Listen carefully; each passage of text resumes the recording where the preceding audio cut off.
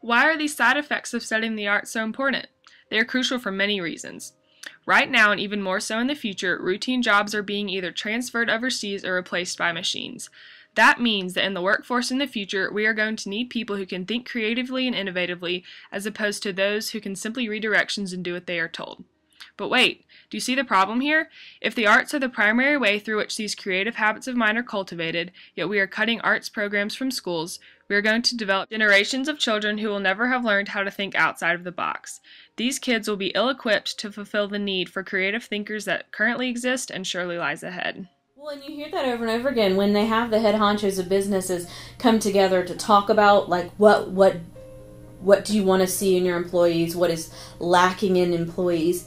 It's never like basic algebra skills, or like the ability to use context clues to find the main idea. It's never anything like that. It's like these more kind of, they say, oh, the people coming out of college right now can't solve problems for themselves, can't do anything unless they're told to do it. And it's all the things that you're like, oh yeah, clearly a Scantron-focused society would create people with difficulties problem solving, thinking independently, thinking flexibly when something goes wrong.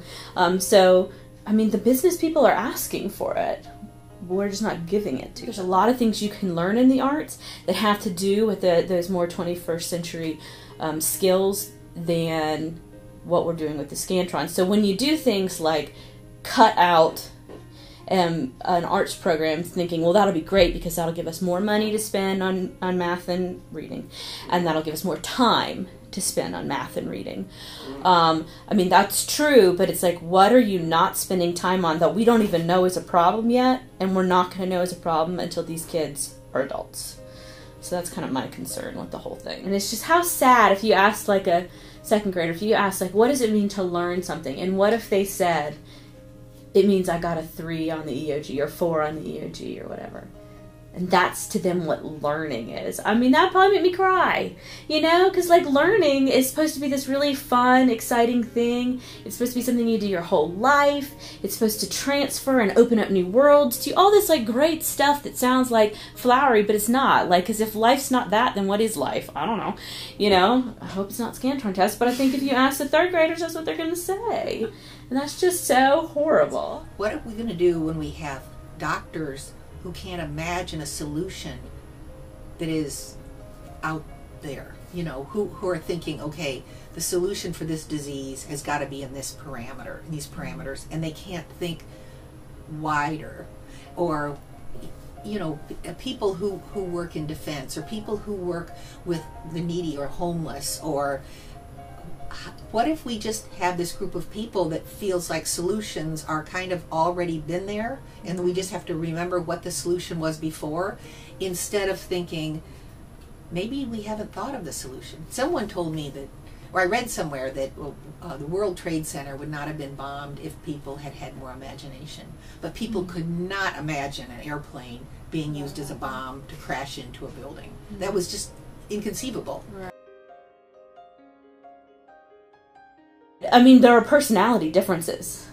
Whether or not you could see them on a brain scan or not, some people think logically and some people think holistically, kind of, or more touchy-feely, more artistically, whatever you want to call it.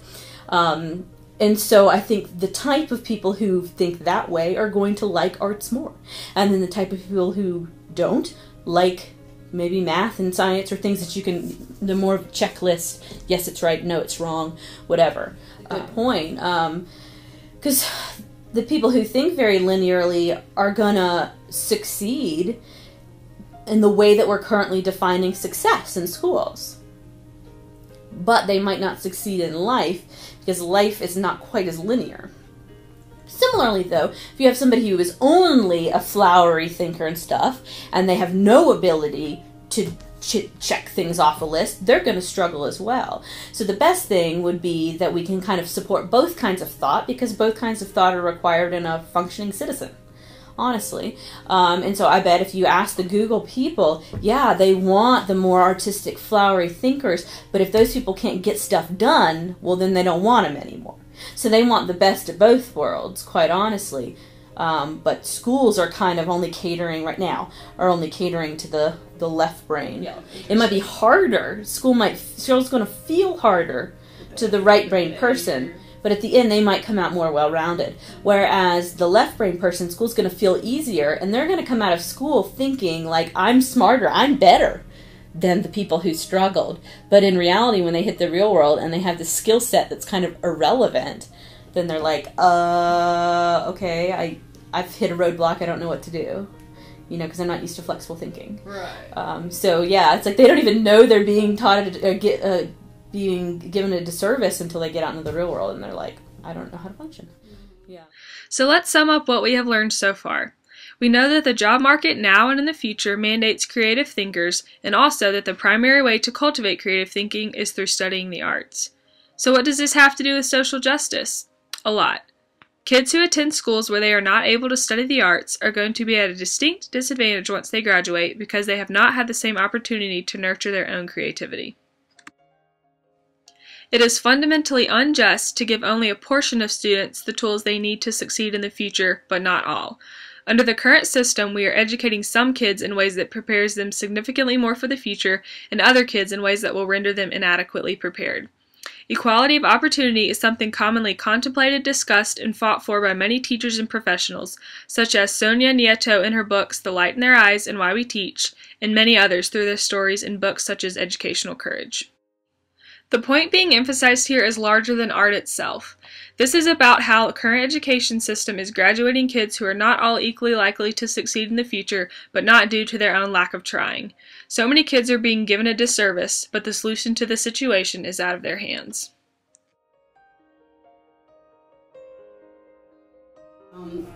Still, even with challenging days, there's nothing like seeing a student with the light bulb turned on, and when they're inspired and when they say to you, you know, the only reason I came to school today is because I had art on the schedule, or a parent tells you that, and I think the best thing we can do right now is to continue to advocate for art education in any way we can. Hopefully, through perseverance and exposure to evidence-based research, politicians and left-brain thinkers will begin to see the true value of art education. Many thinkers and educators out there have hope for the future, and I think we would benefit greatly from adopting their positive outlook. Oh, that was good. That was very quotable. Like, that's in the documentary right there. Like, ta-da!